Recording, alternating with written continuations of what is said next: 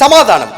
நம்முடைய ஆண்டவராகிய இயேசு கிறிஸ்து உயிர் தெழுந்த பிறகு, அதாவது எப்பவுமே பார்த்தோன்னு சொன்னா அந்த ஈஸ்டர் வரைக்கும் நம்ம நல்லா ஈஸ்டரை கொண்டாடுவோம், எல்லாம் முடிப்போம், முடிஞ்சு போச்சு. ஆனா அப்படி இல்லை. ஈஸ்டர் முடிஞ்சிட்டு பிறகு வரக்கூடிய ஒவ்வொரு காரியங்களும் மிக மிக முக்கியமா நாம சிந்திச்சு பார்க்கணும். ஆண்டவர் உயிர் தெழுந்த பிறகு எம்மாவு அப்படின்னு சொல்லக்கூடிய ஒரு ஊருக்கு தனது 2 சீடர்கள் நடந்து போகும்போது அவங்க கூடயே நடந்து போறாரு. அவங்க நடந்து போகும்போது அவங்க கூட பேசிக்கிட்டே போறாரு. அவங்களும் பேசுறாங்க, இந்த மாதிரி நசரேயனாகிய இயேசுவை பற்றி கேள்விப்பட்டீங்களா? அவரை சிலுவையில் அரைஞ்சு கொன்னுட்டாங்க, இன்னைக்கு அவர் எழுந்துட்டாருன்னு சீஷர்கள் எல்லாம், அந்த போன பெண்கள் எல்லாம் பார்த்து சொல்றாங்கன்னு ஆண்டவர் கூட பேசிக்கிட்டே வராங்க. ஆனா கூட பேர் இருக்கிறவர் ஆண்டவர் தான்ன்றது அவங்களுக்கு தெரியல. ஒரு வீட்டுக்கு போறாங்க, போனோடனே போஜனம் பண்ண உட்காடுறாங்க. அப்போ ஆண்டவர் அப்பத்தை எடுத்து ஸ்தோத்திரம் பண்ணி பிட்டு கொடுக்கும் போதுதான் அவர் யாருன்னு அவங்க கண்கள் திறக்கப்படுது. ஆண்டவரை அறிந்து கொள்றாங்க. அவர் அங்கிருந்து போயிடுறாரு. போயிட்ட பிறகுதான் பேசுறாங்க, சே, அவரை நம்மளால கண்டுபிடிக்க முடியலையே, நம்மளுடைய இருதயம் கொழுந்து விட்டு எரியவில்லையேன்னு வேதத்துல போட்டிருக்கோம். அப்போ ஆண்டவர் கூட நடந்து போயும் அவங்களுக்கு அந்த யோசனை இல்லை, இவர் ஆண்டவர் ஆச்சேன்ட்டு. கூட இருந்த சீடர்களுக்கு அது ஆண்டவர் ஆச்சேன்னு தெரியல.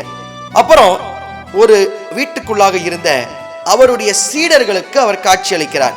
வீடு பூட்டி இருக்கு, ஆனா வீட்டுக்கு நடுவில் தோன்றி உங்களுக்கு சமாதானம் என்று சொன்னார். உயிர் தெழுந்த பிறகும் சமாதானம் தருகிற கர்த்தராக அவர் அவருடைய சீடர்களுக்கு இருந்தார். நமக்கும் இன்று சமாதானம் தருகிறார். அவர் பிறக்கும் போதே சமாதான பிரபுவாக பிறப்பார் என்று தீர்க்கதரிசிகளால் சொல்லப்பட்டது. அந்த சமாதான பிரபு பயத்திலும் திகிலிலும் இருந்த தனது சீடர்களுக்கு நடுவாக தோன்றி உங்களுக்கு சமாதானம் என்று சொன்னார். அவர் பிறக்கும் போது இருளில் இருந்த ஜனங்கள் பெரிய வெளிச்சத்தை கண்டார்கள்னு பார்த்தோம். அதே மாதிரி இங்க பயத்தில் இருந்த அவருடைய சீடர்களுக்கு சமாதானம் தருகிறவராக அவர்கள் மத்தியில தோன்றினார்.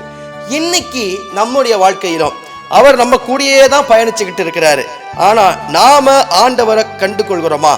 அவரை பார்த்து நம்முடைய இருதயம் கொழுந்து விட்டு எரிகிறதா அப்படின்றத நாம சிந்திச்சு பார்க்கணும். அன்னைக்கு பூட்டி இருந்த வீட்டுக்கு நடுவுல தோன்றி உங்களுக்கு சமாதானம்னு சொன்னாரு. இன்னைக்கு நம்முடைய இருதயத்தின் வாசலில் நின்று அவர் கதவை தட்டி கொண்டிருக்கிறார். அவர் தட்டுறதனுடைய சத்தத்தை நம்ம கேட்டு அவருக்கு கதவை திறந்து நம்முடைய இருதயத்துல நாம இடம் கொடுத்தா அவர் நம்மோடு கூட வாசம் செய்து நம்மோடு கூட போஜனம் பண்ணுவார். நாமும் அவருடைய கூட போஜனம் பண்ணுவோம் என்று வேத வசனம் சொல்கிறது. அப்போ வாசற்படையில் நின்று கதவை தட்டி கொண்டிருக்கும் ஆண்டவருக்கு நம்முடைய இருதயத்துல நாம இடம் தர ஆயத்தமா இருக்கிறோமா அப்படின்றத சிந்தித்து பார்ப்போம்.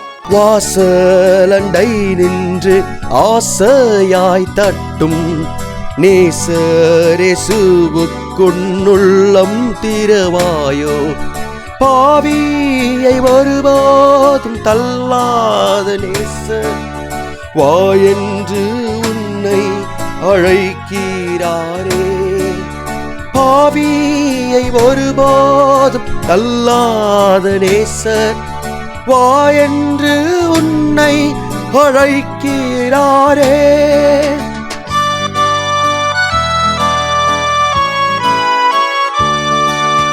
ஆதரிப்பார் யாரும் இல்லை என்றெண்ணி ஆதரை மீதினில் அலைந்திடுவாயோ, காணாத ஆட்டை தேடி வந்த மேய்ப்பர் கண்டுன்னை மந்தையர் சேர்த்திடுவார்.